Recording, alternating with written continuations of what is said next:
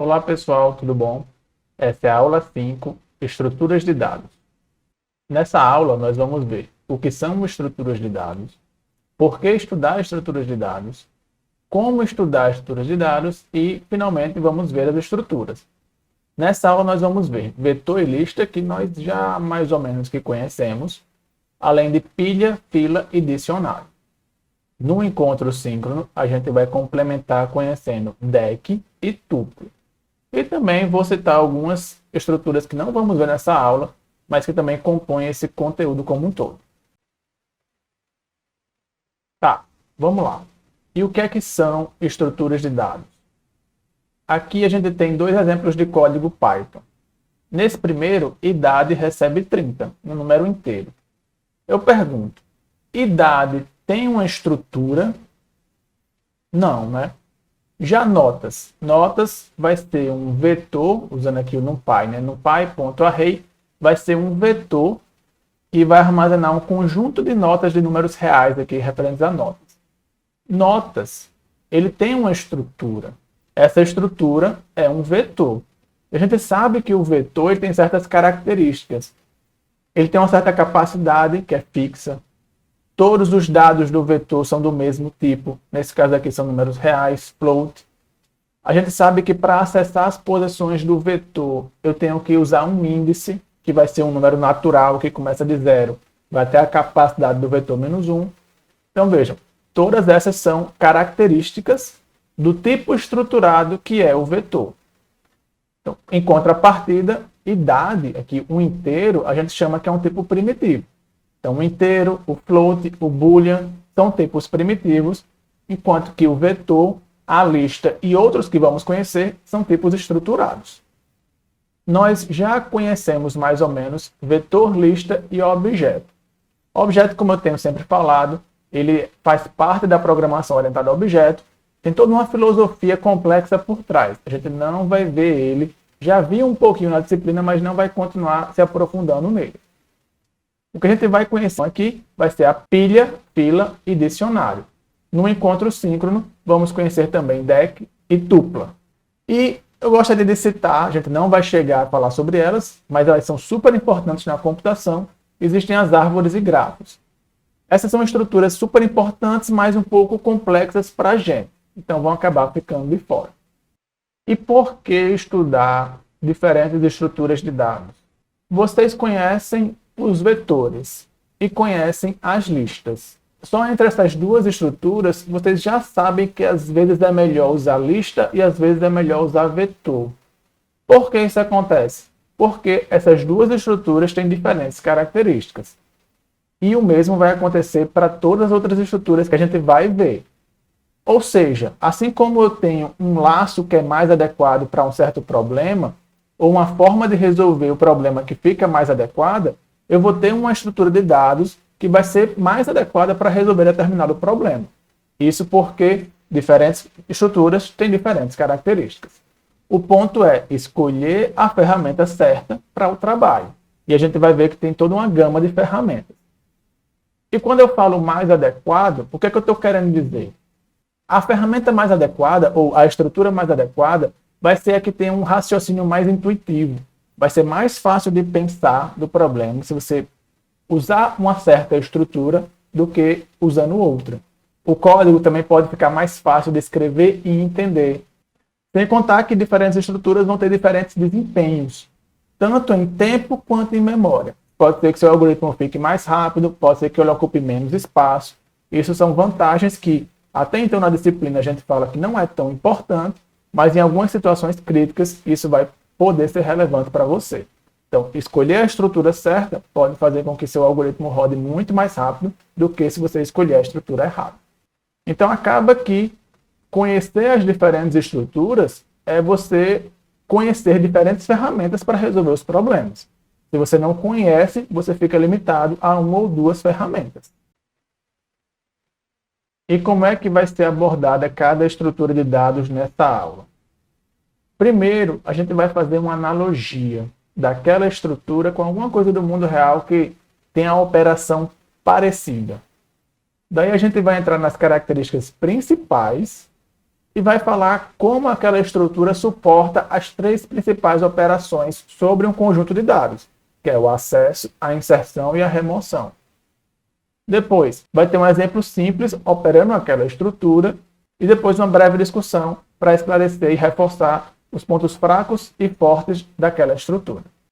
Mas antes de começar, é importantíssimo deixar claro que o que vamos ter na aula é a teoria sobre as estruturas de dados. Então, as estruturas conceitualmente falando, certo? O que a gente encontra nas linguagens de programação, em especial Python, que é o que a gente está trabalhando nesse semestre, muitas vezes não é fiel aos conceitos, certo? E não é fiel porque os projetistas das linguagens decidiram melhorar o desempenho ou dar uma maior flexibilidade, deixar mais simples. Então, muitas vezes, é comum que a implementação de uma estrutura numa certa linguagem não siga 100% o que aquela estrutura é conceitualmente, certo? Então, nessa aula, a gente vai ver somente a parte teórica das estruturas, somente como elas são conceitualmente. E quais são as estruturas que vamos ver? Vetor, lista, pilha, fila e dicionário, nesta videoaula, deck tupla no encontro síncrono. Vamos lá? Vetor. Vetor é o tipo estruturado que a gente mais trabalhou, é o que a gente mais conhece, então eu vou tentar explicar ele de forma bem breve. A analogia que a gente sempre fez com vetor é de um guarda-volume, ou de um armário, ou de uma cômoda, em que eu tenho vários compartimentos em sequência numerados, né? Então, para acessar uma certa posição do vetor, um certo compartimento, é só eu saber qual é a numeração daquele compartimento e eu acesso aquela posição. Aí, todo mundo já está cansado de saber. E quais são as principais características do vetor? Capacidade fixa. Quando eu crio um vetor, eu já determino qual é a capacidade dele. Se eu não estou ocupando uma certa posição, a gente diz que lá tem lixo de memória. Outra característica, o vetor é uma estrutura de dados homogênea, ou seja, todos os dados são do mesmo tipo. Então, ou meu vetor é de inteiros, ou é de flutuantes, ou é de booleanos, ou é de um certo objeto. E a característica principal dos vetores é o seu acesso aleatório, que eu posso também chamar de direto, que é indexado. Um índice é um número natural de 0 até n-1, sendo n a capacidade. Então, eu posso acessar qualquer posição do vetor diretamente a partir do índice. Seja a primeira posição, seja a última, seja a posição do meio, não interessa. Eu vou lá diretamente onde eu quero e eu processo aquele dado. Eu recupero ou escrevo algum valor lá dentro. E aí, isso influencia diretamente nas operações sobre o vetor. Tanto o acesso quanto a inserção eu uso a partir do índice. E é importante notar que não existe remoção. Eu não posso eliminar uma certa posição do vetor. Aquele vetor tem uma certa capacidade, e se eu não estou usando uma determinada posição, aquele valor continua lá. Eu não posso eliminar ele, eu posso, no máximo, sobrescrever com outra coisa, certo? Não existe remoção de um valor do vetor. E aqui eu tenho um exemplo. A gente vai executar linha a linha esse código, então a linha que está executando está em negrito, e a gente vai vendo o que acontece no vetor. Na primeira linha executada, é criado um vetor de 8 posições. Isso aqui é representado aqui embaixo com lixo em cada posição.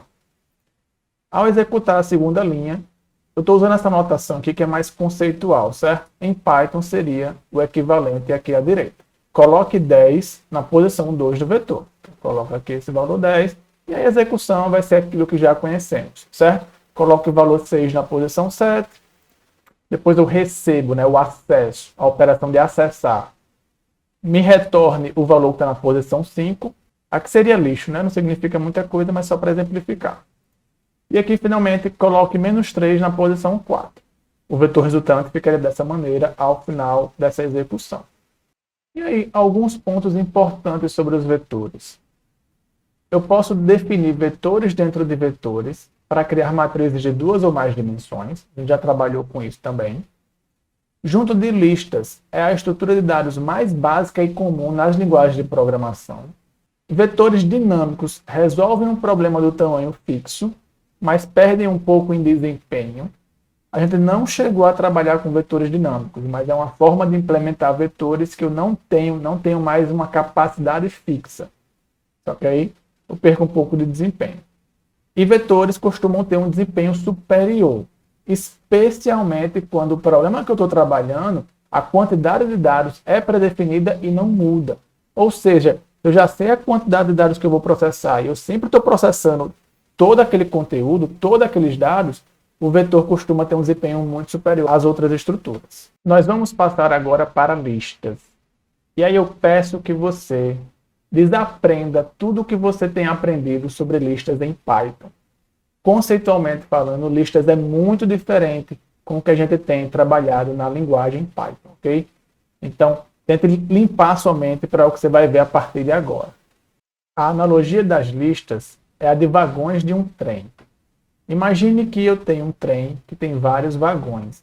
O vagão é onde você armazena a informação, armazena o seu dado. Sendo que existe uma regra, você só consegue subir no trem pela locomotiva. Isso quer dizer que, se você quer acessar o terceiro vagão, você sobe pela locomotiva e você passa pelos 2 primeiros vagões até chegar onde você quer. Essa é a principal diferença entre listas e vetores. Enquanto que o vetor você pode acessar diretamente, o acesso é direto, né? Você pode acessar diretamente cada vagão. Na lista, você sempre começa pelo começo da lista. O acesso ele é sequencial. Parte do início e vai a cada elemento percorrendo até o elemento que você quer. Isso se refere não só ao acesso, mas também à inserção e remoção. Digamos que eu quero incluir um novo dado, ou seja, incluir um novo vagão entre esse segundo e o terceiro. Eu tenho que subir na locomotiva, chegar até o segundo, abrir um espaço aqui, colocar o novo vagão e reconectar. Coisa que no vetor eu já não consigo muito bem. E para remover, mesma coisa. Eu quero remover esse primeiro vagão aqui, eu tenho que subir pela locomotiva, vir aqui até o primeiro vagão, desconectar, conectar o terceiro vagão com o primeiro, eliminando o segundo. As 3 operações aconteceriam dessa maneira. Assim, quais são as características da lista? O seu tamanho é variável, ou seja, a lista pode começar vazia só com a locomotiva e eu vou adicionando vagões à medida que eu vou processando. Isso é uma coisa que vocês já experimentaram também na prática. Aquele append do Python adiciona elementos na lista.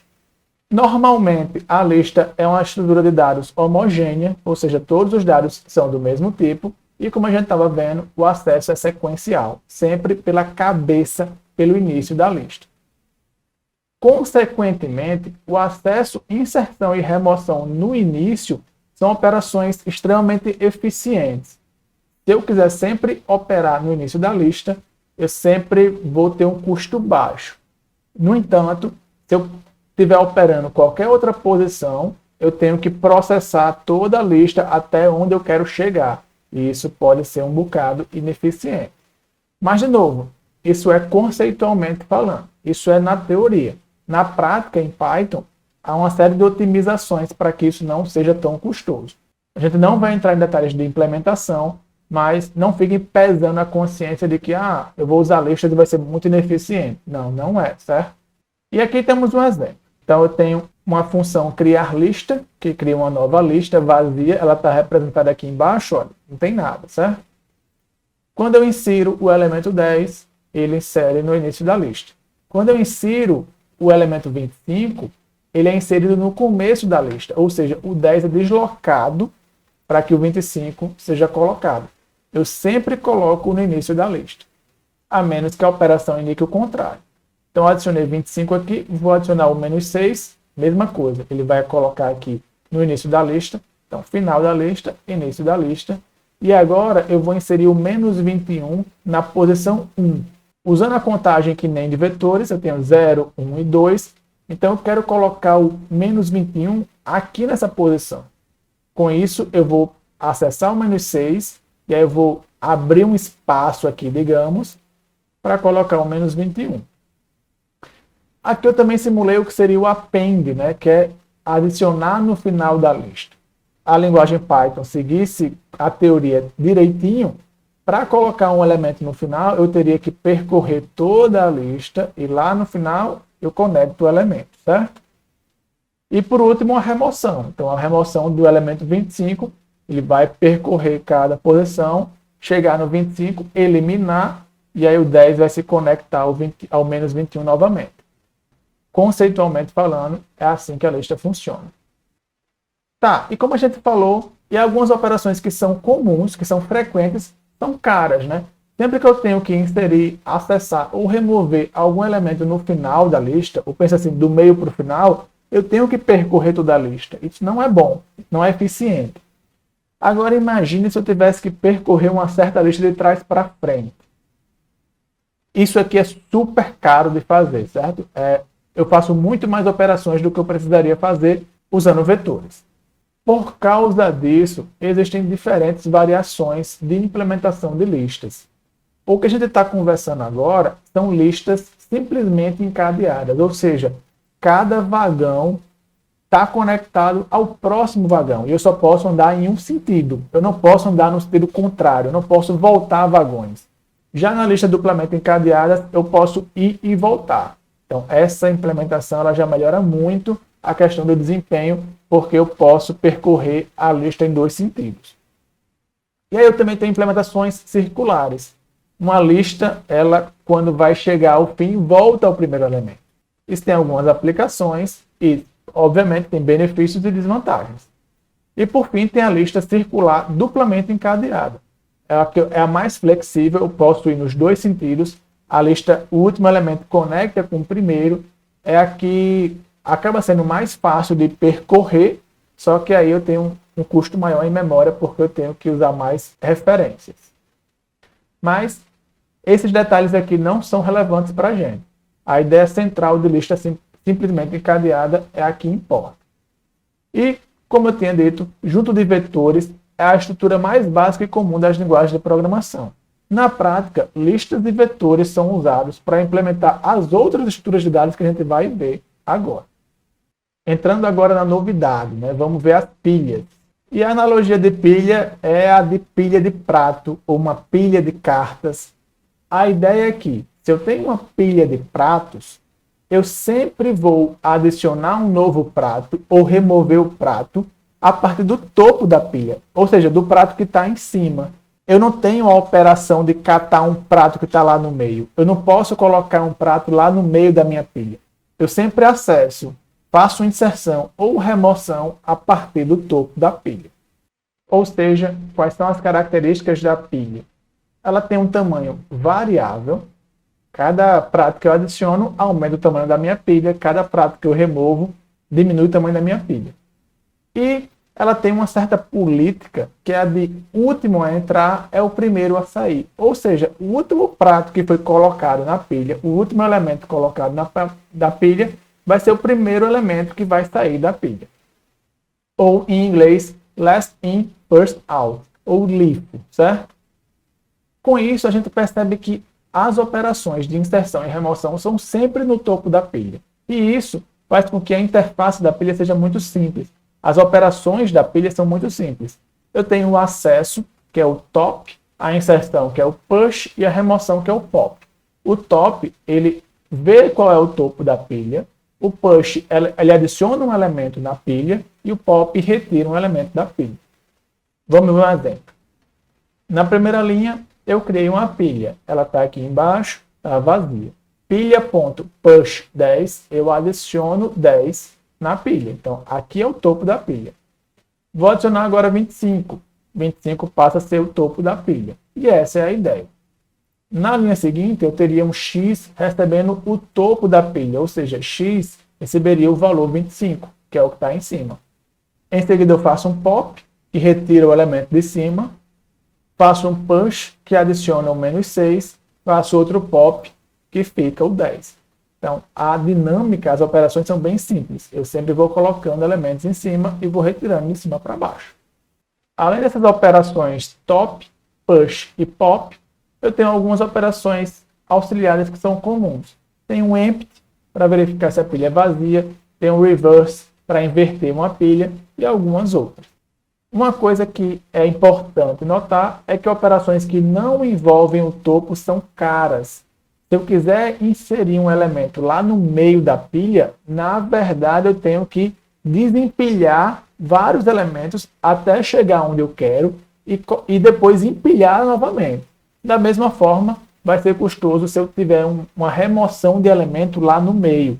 Eu tenho que tirar todo mundo de cima, tirar o prato que eu quero e depois voltar a pila lá para cima. Lembrando que eu só posso operar um elemento de cada vez. Eu não tenho como pegar 3 pratos de uma vez. Eu estou operando prato a prato na pilha de pratos.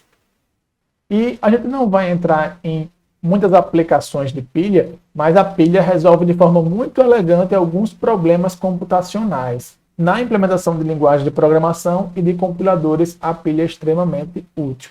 Assim como no processamento de árvores e grafos também. Só que como nada disso está no contexto da disciplina, a gente vai acabar não exercitando muito a aplicação de pilhas. Fila. A analogia da estrutura de dados fila é aquela ideia da fila de banco, da fila de supermercado, aquela fila senso comum. Eu tenho aqui um caixa eletrônico e uma fila formada para usar o caixa. Características da fila. A pessoa que chegou primeiro vai ser a primeira a ser atendida. A pessoa que chegou por último, ela vai ter que esperar a vez dela.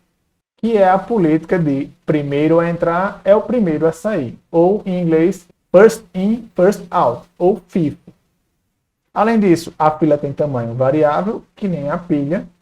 A diferença é que a pilha ela opera somente no topo. Então, tanto a inserção é no topo, quanto a remoção é no topo. Ou seja, somente uma ponta da pilha é usada.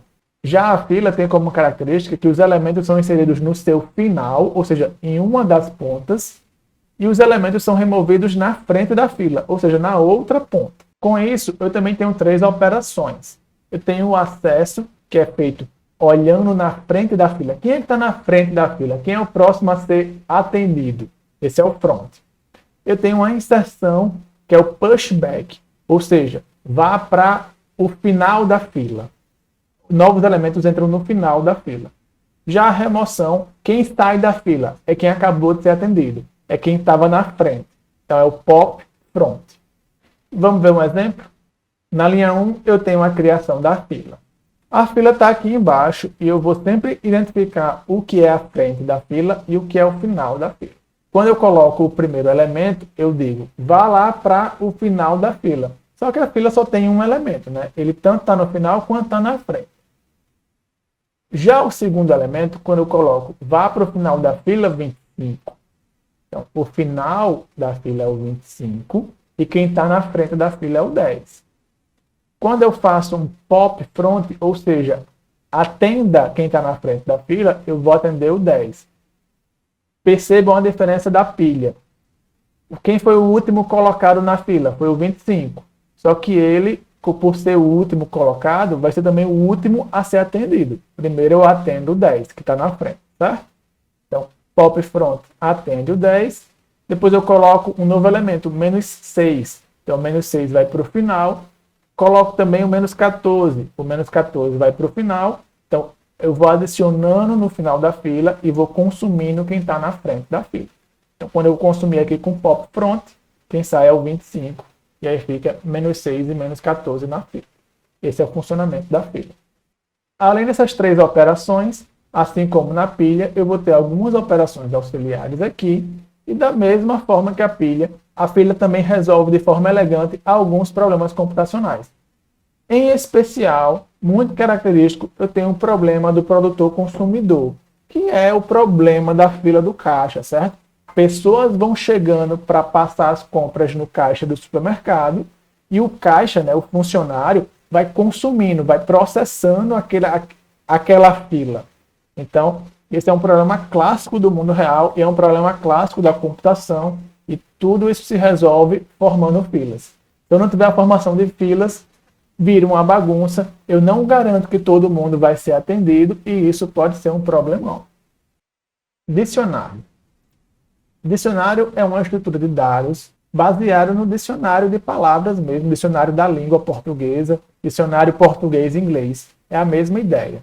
A ideia de que eu tenho várias entradas no dicionário e que cada entrada possui uma chave, que no caso aqui é a palavra que está sendo definida, e um valor, que é a definição da palavra. Então pense o seguinte, um dicionário é organizado com várias entradas, em que cada entrada eu tenho uma chave e tenho um valor associado a ela. A diferença do dicionário com as definições das palavras para o dicionário da computação é que a chave pode ser qualquer tipo de dado enumerável. O que isso quer dizer? Qualquer tipo de dado em que eu posso definir uma ordem. Então, eu posso ter um inteiro, posso ter um flutuante, eu posso ter texto, porque eu consigo dizer qual texto é maior que o outro. Inclusive, o próprio dicionário de palavras, ele está em ordem, né? Ele está em ordem alfabética. Então, ele também, a chave, ele tem que seguir, tem que estabelecer uma ordem. Já o valor do dicionário na computação pode ser qualquer coisa. Enquanto no dicionário de palavras, isso aqui também é uma string, né? Também é um texto. No dicionário da programação, eu posso ter qualquer dado. Posso ter um outro inteiro, um texto, um objeto, uma outra estrutura de dados. Eu posso ter um dicionário em que a chave é um texto e o valor é uma matriz. Isso é permitido. Então, resumindo, quais são as características do dicionário? Ele tem tamanho variável e ele estabelece um conjunto de chave e valor, ou um conjunto de entradas. Pense que cada chave e valor, cada par chave e valor é uma entrada no dicionário. É uma palavra com sua definição. Aqui é importante falar de conjunto, porque num conjunto não há ordem, não há sequência. E aí as entradas do dicionário não estabelecem uma ordem. É diferente de vetores, é diferente de listas, de pilhas e de filas. Enquanto nessas outras estruturas claramente eu tenho uma ordem, o dicionário não estabelece, não importa, na verdade, ele até estabelece uma ordem, mas não importa quando você está usando um dicionário qual é a ordem que está armazenada. O que importa somente é a chave e o valor respectivo a essa chave. Sendo que existem algumas regras, né? A chave, ela tem que ser um tipo enumerável. O que isso quer dizer? A chave, ela tem que ser de um tipo ordenável. Então, pode ser um inteiro, um flutuante, pode ser um texto, ou um objeto, desde que você consiga definir uma certa ordem desses objetos. Já os valores podem ser qualquer tipo.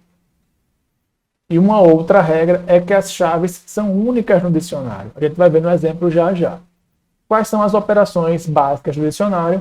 O acesso é feito a partir da chave. Então, sempre é sobre a chave. Eu sempre pego o valor, ou eu modifico o valor, ou eu insiro um valor utilizando uma chave. Então, um índice é como se fosse um índice do vetor, só que esse índice pode ser qualquer coisa. Então, o acesso, eu faço um get passando a chave. A inserção, eu adiciono um valor dado a uma chave. E a remoção, eu removo o elemento, ou removo a entrada que tem aquela chave. Talvez no exemplo esclareça muita coisa. Vamos lá. Na primeira linha, eu estou criando meu dicionário. Aqui ele vazio. Na segunda linha, eu adiciono um elemento. Adiciono uma entrada. Essa entrada tem a chave inteira 4124 e o valor João. Então, aqui no meu dicionário, eu fico dessa maneira. Quando adiciono uma nova entrada, eu vou indicar. Essa entrada tem a chave 4765, valor Maria. Está aqui no dicionário. A operação seguinte é um get. Isso aqui vai dizer, me dê o valor, ou seja, me dê o nome da pessoa que tem essa chave aqui. Não existe. Então, nada vai ser retornado, ok? Em seguida, eu adiciono uma nova entrada, dada a chave 1235, o valor José. Removo a entrada que tem a chave 4124. Então, vejam, eu removo a entrada, não é remover a chave, certo? Removo a entrada, então eu vou remover João. E, por fim, eu tento adicionar um novo elemento, uma nova entrada, para uma chave que já existe. Veja, 1235 tem o valor José. Então, no caso, como já existe essa chave, esse valor é atualizado. Ana sobrescreve José nesse caso. Sobre os dicionários, é uma estrutura de dados que é muito viciante, dada a sua flexibilidade, certo? Ela é muito poderosa, ela é muito prática, conveniente para muita coisa. Então, é comum o novato ficar viciado em usar dicionário em todo caso. Sendo que Esse vício tem um preço. A operação em dicionários costuma ser mais alta do que em outras estruturas de dados. Ela é muito poderosa, muito flexível, mas é uma estrutura que, em geral, é mais cara. E os dicionários têm várias operações auxiliares que tornam sua utilização muito fácil. Então, isso aqui, junto com a sua flexibilidade, é o que causa esse vício em dicionários. Não é proibido usar, é para usar sempre que dicionário for a estrutura adequada para o seu problema. E o que é que ficou para o encontro síncrono? Nós vamos conhecer o DEC, a tupla, que tem uma aplicação extremamente importante em Python, e aí vamos sair dos conceitos e vamos entrar na prática. Vamos ver como são utilizadas essas estruturas em Python e vamos fazer essa comparação de desempenho. Né? A gente fala tanto da adequação da estrutura para o problema, a gente vai ver aqui uma comparação de desempenho de vetores, listas e dicionários, pelo menos, certo? E se tiver tempo, a gente vai mostrar a implementação de listas simples com classes. Nessa aula inteira a gente não falou de nada de implementação, porque para vocês é muito mais importante saber usar do que saber construir, mas a gente vai ter a implementação de listas simples, porque elas formam a base de outras estruturas e é bom conhecer, pelo menos ter uma noção mínima de implementação dessas estruturas. É isso, gente. Bom trabalho e até a aula.